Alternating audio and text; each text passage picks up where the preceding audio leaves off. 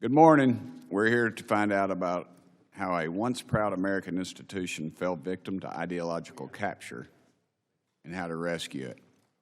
The Smithsonian Institution's National Museum of American History was opened in 1964 to instill in Americans and foreign visitors alike an appreciation of this nation's distinctive heritage and to celebrate its singular story as a beacon of freedom and opportunity.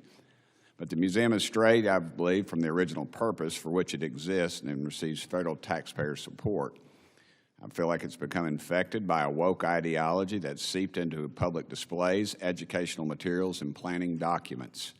The American story is the birth and growth of a great nation founded on powerful ideals on which we aim to fully achieve. But in the museum's current telling, history is just an ongoing power struggle between oppressors and the oppressed. Only the oppressed are celebrated, especially illegal immigrants. The museum promotes educational curricula that recommends teachers to avoid using the terms illegal alien and illegal immigrant, while instructing them how to use the terms gender fluidity and gender nonconforming. It hosts staff discussion groups on how museums can be used to foster social action against white privilege and heteropatriarchy. A museum display even accuses Mickey Mouse of having racist origins.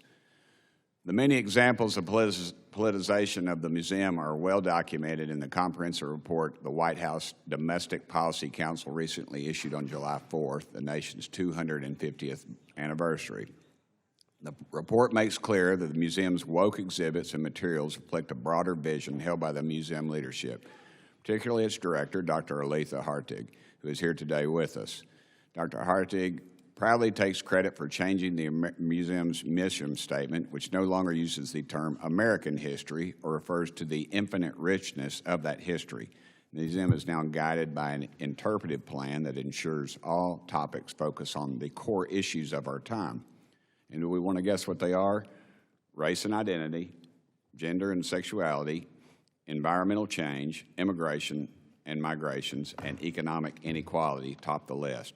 Also, a Center for Restorative Justice at the museum, created under Dr. Hartig's watch, hosted a decolonization working group to investigate historical harms that result in ongoing systematic oppression. To remove any doubt about her intentions, Dr. Hartig, in her own words, states that she views history as a prime tool of social justice. Here's a brief telling video. The director of Museum of American History, in her public remarks, repeatedly implies Americans are illegitimately occupying their own country.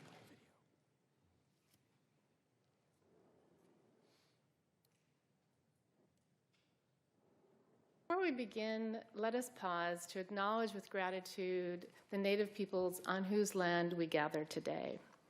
These are the ancestral homelands of the Piscataway people, joined by the Nacotchtank and the Paumanki tribes, and of course their descendants. We acknowledge the Native peoples more broadly of the Americas. Wherever you are, at this moment, give thanks to the first people on whose land we live, love, struggle, and work. At this moment, give thanks to the first peoples on whose land we're honored to live, love, struggle, and work. Wherever we're viewing this, let us acknowledge and give our respect and gratitude to Native peoples for the opportunity to work and live in their territories. Wherever we are today, let us acknowledge and give our respect and gratitude for the opportunity to work and live in their territories. And we're deeply grateful and want to acknowledge and give our respects and gratitude to them and to their ancestors for the opportunity to work in this territory. Let us join in acknowledging the layered complexities of our place, give our respect and gratitude to Native local peoples and the opportunity to live and to work and to study in their territories. So wherever you are at this moment, give thanks to the first peoples on whose land we're honored to live, love, struggle, work, preserve, care, and do our work. We give our respect and our gratitude to all of them for the opportunity to work and to live in their territories. With that, I yield to Ranking Member Stansbury for opening remarks.